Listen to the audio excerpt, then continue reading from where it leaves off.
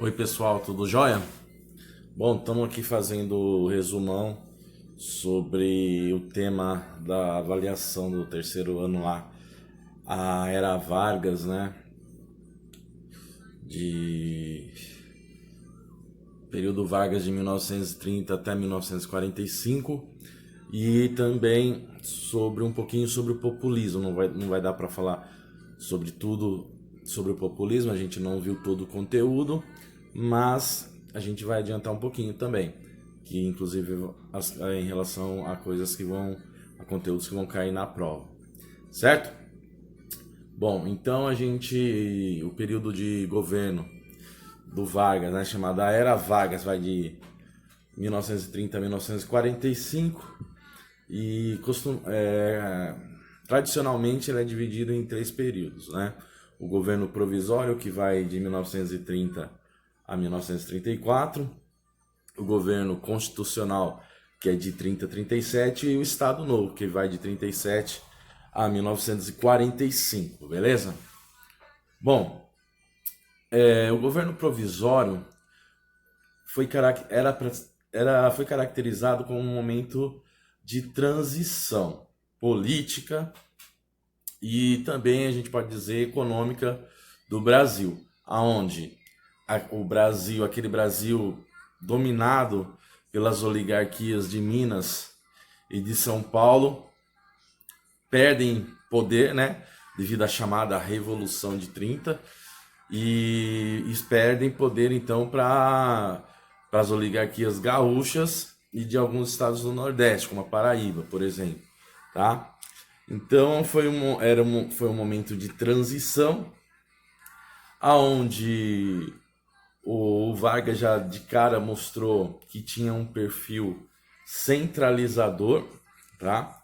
Ele vai, por exemplo, ter um discurso assim muito bem forte, antiliberal, defendendo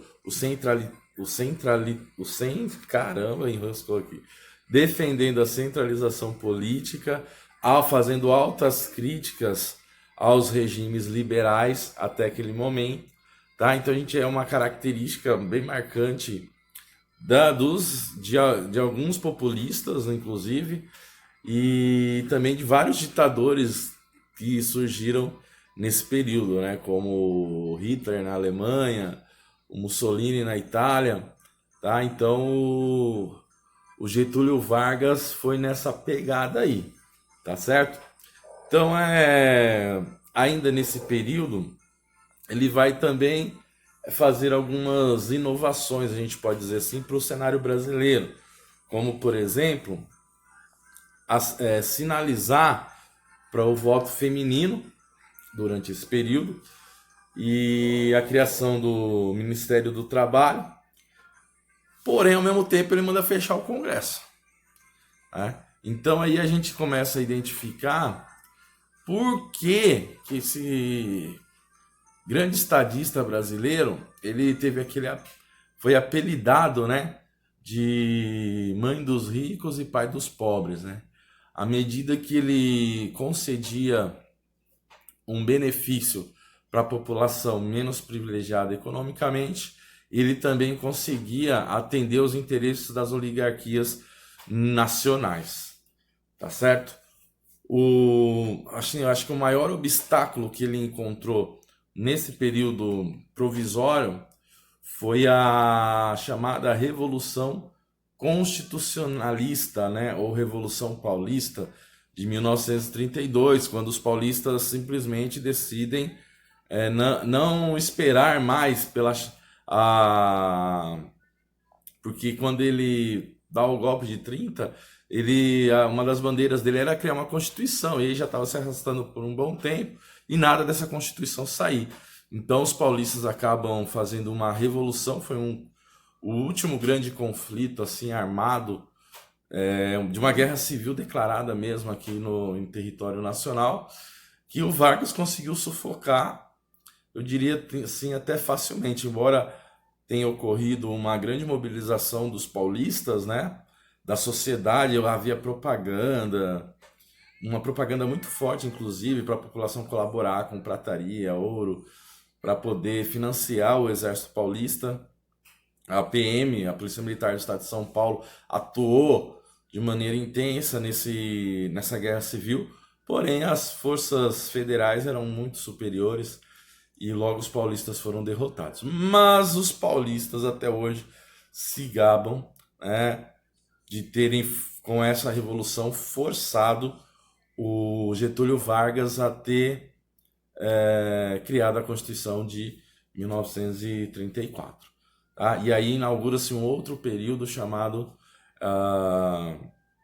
constitucionalista, né? Período do governo constitucionalista, que foi de 34 a 37, e também teve umas características bastante interessantes. Será nesse período que ele vai reafirmar a questão do voto feminino, né? Ele também ele vai ser eleito de maneira indireta, então o mandato dele era para durar até 1938, porém ele começa a enfrentar, começa a acontecer no Brasil algo que a gente vê hoje em dia, uma polarização muito grande, né?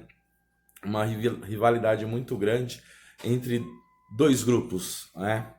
A Ação Integralista Brasileira, que era uma corrente política fascista mesmo, seguia todos os ideais do Mussolini e da Itália. Os caras se vestiam de maneira semelhante, usavam símbolos semelhantes ao nazismo alemão. Então, assim, eram liderados pelo Plínio Salgado, eram conhecidos como os camisas verdes, né? Os caras se vestiam de militares e iam pra rua fazer saudação nazista.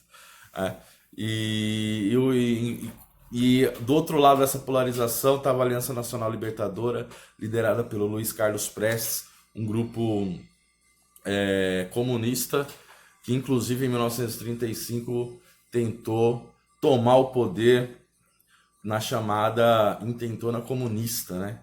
Essa intentona comunista não vai surtir um efeito que os comunistas desejavam, né? Ela foi facilmente também sufocada pelo governo federal do Vargas, e aí o pau começa a quebrar. Porque vai se intensificar a perseguição às oposições. Inclusive a Ação Integralista Brasileira vai rodar também, será colocada na ilegalidade, assim como o Partido Comunista, né? E inclusive é nesse contexto que o Luiz Carlos Prestes é preso, a sua mulher também, a Olga Benário, e ela vai ser presa aqui no Brasil. Ela era alemã, de ascendência judaica, comunista, e vai ser entregue para a Alemanha nazista do Hitler, ou seja, ela vai morrer num campo de concentração. Ele enviou ela grávida para lá, ela teve a sua filha lá em um campo de concentração. A família do Luiz Carlos Prestes teve muito trabalho para conseguir ter a filha, né, dele nos braços da família de novo, mas conseguiram. Mas o Getúlio Vargas era isso. Ele era um ser humano, ele era um grande estadista, porque ele conseguia, no sentido de conciliar os interesses da classe trabalhadora, né, da maior parte da população, o interesse das oligarquias. Então, por isso ele era populista e corporativista. Não era revolucionário, porque ele não revolucionou as bases da estrutura da sociedade. Ele conseguiu fazer uma espécie de acordo entre os grupos para manter o sistema girando, certo?